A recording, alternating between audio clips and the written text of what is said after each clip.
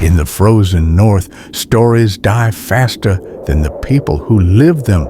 But every now and then, a truth survives the storm, carried by someone who never should have made it this far. Today's chronicle is about a messenger, the one who braved the wolves, the blizzard, and the king's cruelty to deliver a letter he should never have opened. This is the tale of the last messenger of Frostridge, and nothing about it was supposed to reach the outside world. Eirik had been writing since dawn, and the cold had chewed through every layer he carried. The king's sealed message sat against his ribs like a stone. He didn't know what it said, but he knew one truth. Frostridge had sent no word in weeks, and his sister was trapped inside its walls. Whatever waited at the end of this ride, he had no choice but to face it. The northern pass was a graveyard made of cliffs and wind. Riders vanished here each winter, buried under avalanches or dragged off by wolves that learned to stalk the road. Eirik kept his pace steady, forcing his horse through the drifting snow. Every mile felt heavier than the last. The valley below was lost under a sea of fog, hiding Frostridge from view. But Eirik knew the fortress by memory, by childhood, and by blood. Somewhere in that frozen maze, his sister was still alive. Or he prayed she was. When the storm became too strong, Eirik stopped beneath a crooked pine and built a small fire. It wasn't enough to warm him, but it gave him a moment to think. The wind carried distant howls from the valley.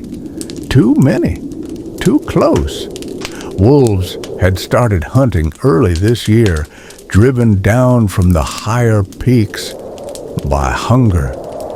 He tightened his cloak and studied the sealed parchment again. He had carried royal orders before, border reports, tax decrees, troop movements, but nothing about this mission felt routine. The capital had chosen him specifically, a man with no family left there to question his departure. The seal was thicker than usual, as if someone wanted to make sure it wasn't opened until it reached its destination. Eirik could have cracked it easily with a blade, but doing so meant treason and hanging. So he placed it back inside its cloak, staring into the fire until it flickered out into darkness. While Eirik slept beside ashes in the snow, the capital stayed warm and bright. Generals argued around grand tables, debating strategies they would never personally face. Frostridge was little more than a marker on their map, a liability slowing larger plans. They spoke of it not as a home, but as a burden. The king's order was cruel and simple. Frostridge was to be abandoned, its defenders withdrawn, and every civilian inside silenced before raiders reached them. It was a political decision disguised as military logic. If the stronghold fell with people inside, the capital would be blamed for negligence. But if the fortress was emptied first, no one could question the king's judgment. The order had been written with a steady hand, sealed with heavy wax, and handed to the one man reckless enough to deliver it without question. The forest at the valley's edge felt wrong, too quiet. Even the wind seemed to move cautiously between the trees. Eirik slowed his horse and scanned the shadows. Snow patterns told him stories. Fresh prints, broken branches, disturbed powder. Someone had passed through recently, and not in a hurry. The deeper he went, the more he sensed he was being followed. Wolves rarely hunted this close to the fortress, but hunger had changed the valley. Eirik spotted shadows moving parallel to him, just out of clear sight. They didn't attack, Not yet. They were watching, measuring, waiting for weakness. He rested a hand on his dagger and urged his horse forward. If the wolves were this bold beyond the walls, then whatever was happening inside Frostridge was far worse than rumors suggested. Frostridge looked worse than he expected.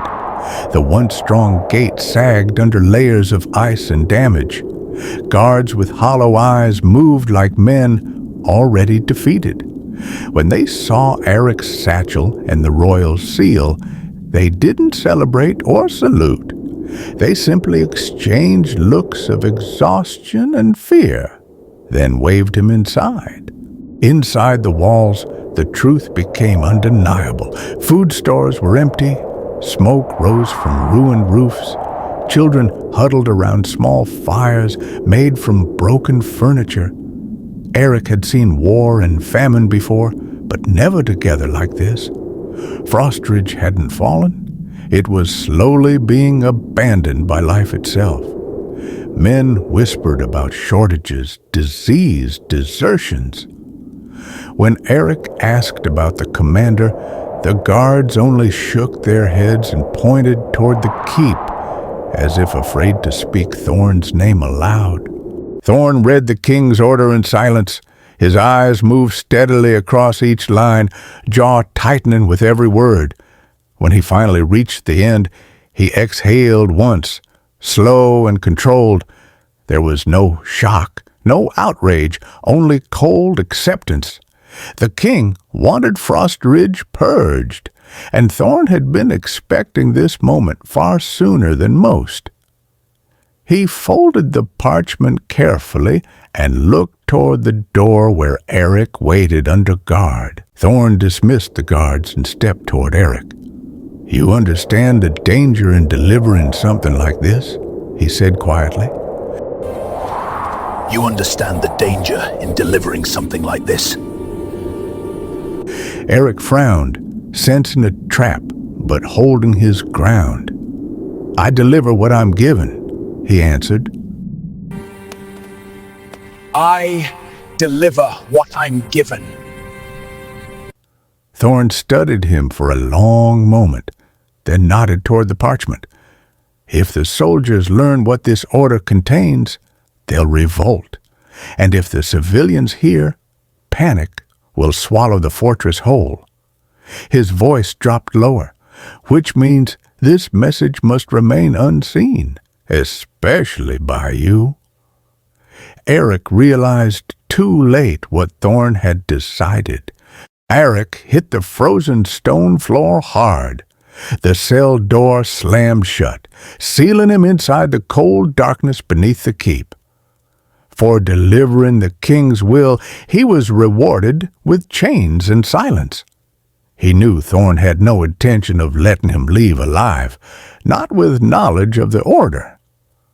Eirik pushed himself upright, ignoring the ache in his ribs as he searched the walls for any weakness. A faint shape caught his attention, an old scratch on the stone that shouldn't have been there. He brushed away the frost with his glove, revealing a small mark carved in a hurried, shaky hand. Eirik froze. It was a signal he and Marit used as children, a simple sign meaning, "I'm trapped, but alive."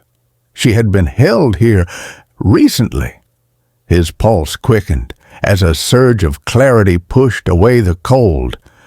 This wasn't just a fortress under siege, it was a cage, and his sister was somewhere inside it. He gripped the rusted iron ring, anchoring his chains, and pulled with everything he had left. The metal groaned, then snapped free with a sharp crack that rang through the corridor. Snow blew in through a broken window, stinging his face awake. Eirik didn't hesitate. If Marit was still alive somewhere in this fortress, he wouldn't die in a cell while she waited for rescue. The corridors of the keep were nearly empty. abandoned by guards who had retreated to the upper levels where the walls still held. Eirik moved quickly, keeping low as he passed collapsed beams and broken shield racks. The storm outside had torn open parts of the keep, letting snow spill inside like slow-moving smoke. Every step echoed too loudly in the dead silence. Somewhere above him, soldiers argued about shortages and evacuation routes. Eirik ignored them. He followed the cold drafts and drifting snowflakes, letting the fortress itself guide him toward the lower chambers where prisoners were usually kept. Outside, the courtyard had devolved into panic. Villagers crowded around the well, fighting over the last buckets of unfrozen water. Roof beams sagged under the weight of the storm. A section of wall had already fallen earlier that morning. The men charged with defending the stronghold looked more like refugees than soldiers. Frostridge wasn't holding. It was unraveling. Eirik kept to the shadows as he crossed the courtyard, pulling his cloak over his face to avoid recognition. Rumors spread quickly in places like this. If anyone realized he carried royal orders, they'd tear him apart before Thorn even had the chance. He scanned the faces around the fires, searching for any sign of merit. Nothing. Only fear and exhaustion stared back at him. A guard patrol passed close, and Eirik pressed against the stone wall, heart pounding. The fortress was collapsing under weather, hunger, and betrayal. He needed to find his sister before the final blow fell. A faint shuffle behind a loose stone arch drew Eirik's attention. He pushed the slab aside and slipped into a cold, narrow chamber lined with crates. Lantern light revealed faces, tired, frightened, but alive. And then he saw her. Marit stood in front of the survivors, knife in hand, ready to defend them. Marit froze as he stepped into the lantern light, disbelief washing over her face before she rushed forward and pulled him into a tight embrace. Eirik held her just as fiercely, feeling the cold finally break beneath the warmth of her survival. She explained quickly. Thorn had imprisoned anyone who questioned his ration cuts or tried to flee. The cellar was a refuge for the forgotten. Eirik's jaw tightened. Whatever the king's order demanded, it was clear Thorn had already started carrying out his own version. And the people trapped in this cellar were his first targets. Before Eirik could speak further, the cellar door slammed open. Thorn filled the frame, snow swirling around him like smoke. His eyes swept the room with cold efficiency, landing on Eirik last. He didn't shout or threaten. He simply drew his sword a few inches from its sheath, letting the steel speak for him. Eirik stepped in front of Marit instinctively, one hand reaching for his dagger. Thorn didn't flinch. "I wondered how you escaped your cell," he said calmly. "But it doesn't matter. This changes nothing." But it doesn't matter. This changes nothing. He glanced at the survivors huddled in the shadows. "These people were meant to be evacuated quietly. You've interfered." Eirik felt Marit tighten behind him. Thorn's grip on his sword shifted, ready. "The king's order is clear," Thorn continued, "and I intend to follow it with or without your cooperation."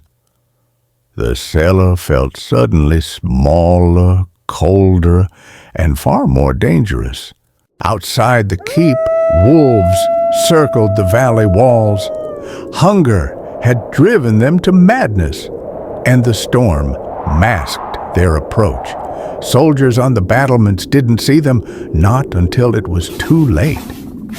The animals gathered at the weakest parts of the defenses, pacing with restless anticipation.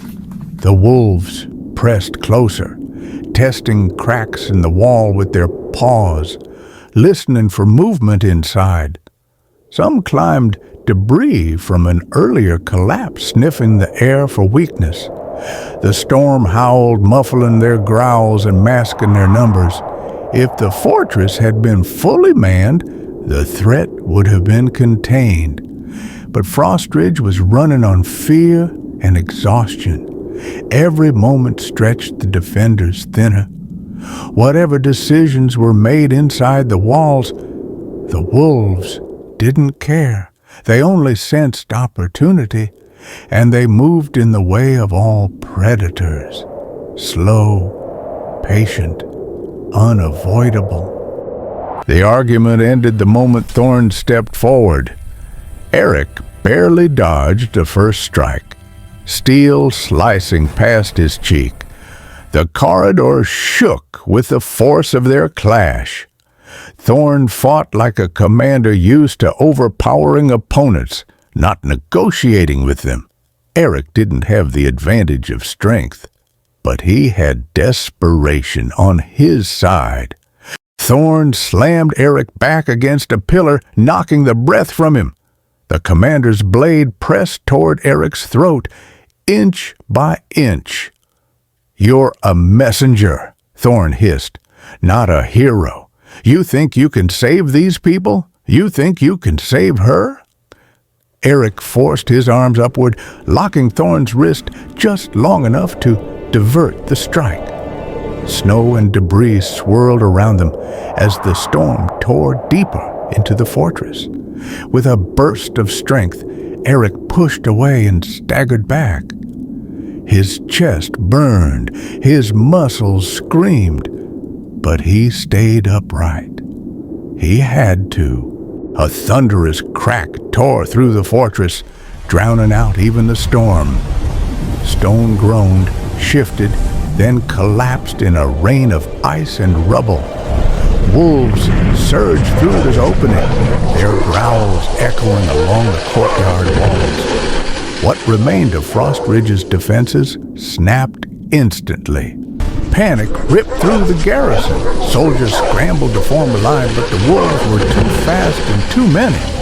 They darted between fallen beams and broken carts, leaping at anything that moved. The storm had become their ally, blinding the defenders and hiding their numbers. Eirik heard the screams from the corridor and felt the floor shake under the rush of bodies. Frostridge was collapsing from the inside and being consumed from the outside. There was no time left for debate or strategy. Only escape remained. Thorn wasn't finished. He rose from the floor with a snarl and charged again. Eirik met him halfway, locking arms in a desperate struggle. Blood dripped down Eirik's side, weakening him, but the thought of Marit being trapped here fueled one final surge of strength. Thorn lifted his sword for the killing blow, but Eirik twisted beneath him, using the commander's momentum against him. Thorn stumbled, arms flailing for balance. Wolves, already frenzied by the collapse, lunged at the sudden movement. Eirik watched as the commander's silhouette vanished under fur, teeth, and snow. For a moment, the world fell quiet. Only the storm's roar and the wolves' growls filled the air. Eirik leaned against the shattered pillar, breathing hard. He didn't celebrate or pity the man. Thorn had sealed his fate long before the wolves reached him. Marit gathered the survivors and rushed them toward the old escape path carved into the mountainside. The trail was narrow, barely visible beneath the storm, but it was their only chance. Eirik limped behind them, clutching his side as he pushed on through the blinding snow. Every step felt heavier as blood soaked into Eirik's clothing. The cold tried to numb him into stopping, into letting the storm take him. But he kept moving, eyes locked on the flickering lantern Marit carried at the front of the group. Behind them, the fortress burned, wolves howling through its broken walls. The survivors stumbled along the narrow ridge, some slipping, others crying quietly. But they didn't stop. Eirik gritted his teeth and pushed forward. He had delivered the king's order, but he would not let it become their death sentence. Inside the shelter of a shallow cave, Eirik finally collapsed. Marit caught him before he hit the ground, lowering him onto a bed of pine branches. His breaths came shallow and uneven. The wound from Thorn's blade had bled more than he realized. Marit's hand shook as she pressed cloth to the injury. Eirik looked at Marit with a faint, tired smile. "You made it out," he whispered. You made it out. Good. That's all that matters. She tried to answer, but grief choked her voice. He reached for her hand, gripping it weakly. "Don't look back," he said. "Not for me, not for any of this." His fingers loosened as his breath faded. Marit held him for a long moment, feeling the last warmth leave him. Outside, the storm softened, as if the valley itself paused to acknowledge the passing of a man who had given everything to save the people inside it. At dawn, Marit climbed a small ridge above the valley. She gathered stones, stacking them carefully into a cairn.